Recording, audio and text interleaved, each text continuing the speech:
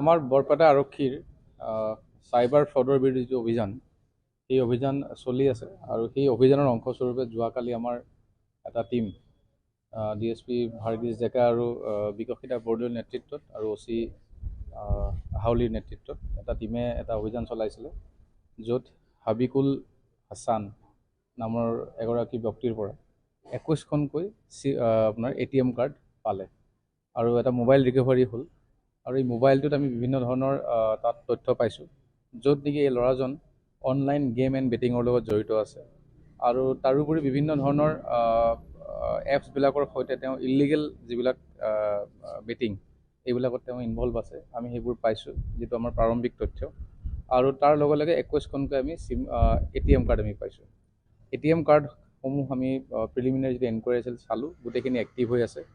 ইয়াৰ ডিটেইলছখিনি আমি উলিয়াই আছোঁ আৰু এতিয়া যিগৰাকীক আমি ধৰিছোঁ, তেওঁক আমি অনাৰেবল কোৰ্টৰ সন্মুখত কেছ ৰেজিষ্টাৰ হোৱাৰ পিছতে প্ৰডিউচ কৰিম, ৰিমাণ্ডত ল'ম।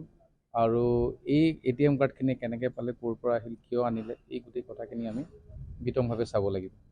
আমাৰ আপোনালোকে জানে যে চাইবাৰ যিবিলাক ফ্ৰড, যিবিলাক এনেকুৱা ধৰণৰ কাম কৰি আছে, ATM কাৰ্ড, মিউল একাউণ্ট এইবিলাক লৈ পেলাই, তাৰ বিৰুদ্ধে আমাৰ অভিযান অব্যাহত আছে। আৰু এই ক্ষেত্ৰত আমাক সমগ্ৰ বৰপেটা জিলাৰ যিসকল সচেতন নাগৰিক আমাৰ বৰপেটা পুলিচে সহায় কৰি আছে, তেওঁলোকে বিভিন্ন ধৰণৰ তথ্য আমাক দি আছে আৰু তেওঁলোকে ইয়াৰ পৰা পৰিত্ৰাণ পাব বিচাৰিছে।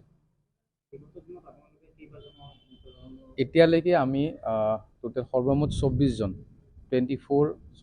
আমি এনেকুৱা ধৰণৰ আমি যি ফ্ৰড আমি ধৰিছোঁ, যিবিলাকে নেকি একাউণ্টবিলাক বেলেগৰ ব্যৱহাৰ কৰিছিলে, চিম কাৰ্ড বেলেগৰ ব্যৱহাৰ কৰিছিলে, মোবাইল ফোন আমি পাইছিলোঁ। এটা আপোনালোকে গম পায়, কল চেণ্টাৰত আমি উৎখাত কৰিছিলোঁ। বিভিন্ন ধৰণৰ আমি মানি ট্ৰেঞ্জেকশ্যন পাইছোঁ। এতিয়াও আমাৰ কেইবাটাও টীমে বিভিন্ন ভাগত বিভক্ত হৈ পেলাই এইবিলাক বস্তু চাই আছে। বহুত ৰাইজে তেনেকুৱা ধৰণৰ তথ্য আমাক দিছে, আমি সেইবোৰো পুংখানুপুংখভাৱে আমি এনালাইচিছ কৰি আছোঁ।